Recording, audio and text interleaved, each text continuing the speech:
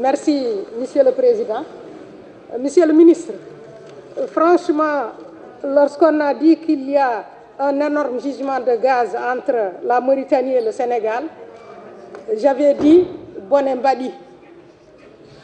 Et j'ai écouté un Sénégalais à la télévision, dans une télévision sénégalaise bien sûr, dire Moussiba Amna. Lui et moi, nous avons eu le même réflexe de dire que c'est la catastrophe. Pourquoi nous l'avons dit? Parce que notre peur est alimentée par le fait que cette richesse a pour la plupart du temps été à l'origine des malheurs des peuples. Et surtout, s'il est à cheval entre deux pays dont on sait que les relations ont été émaillées de tensions et de crises. Mais aujourd'hui, on peut se sentir soulagé, car il me semble que l'accord d'exploitation de cette richesse qui est signé est assez bon, et il est à saluer à cet effet. Il crée en effet un partenariat équitable entre les deux pays et donc minimise les risques de conflit.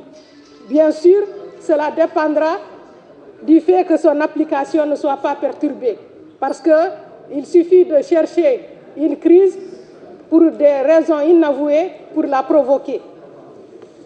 Cependant, étant donné que la répartition 50% a été convenue sans que la localisation physique entre la zone mauritanienne et la zone sénégalaise soit connue avec précision, il est important de s'assurer que la répartition actuelle pourra être corrigée, et y compris de manière rétroactive, dès que l'on aura connaissance précise de la répartition physique du gaz entre les deux zones.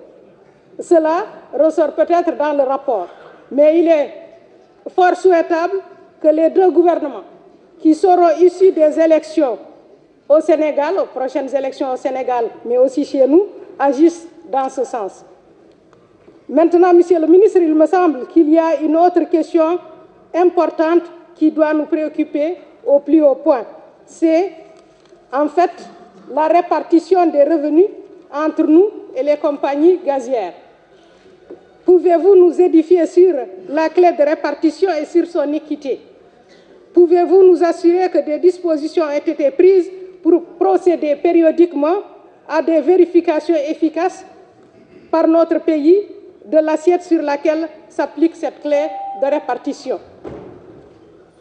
Est-ce que cette clé de répartition s'applique sur le chiffre d'affaires ou est-ce que c'est sur le bénéfice? Enfin, Monsieur le ministre, nous osons espérer que cette nouvelle richesse soit équitablement répartie entre les Mauritaniens pour permettre un développement réel du pays. Et je vous remercie.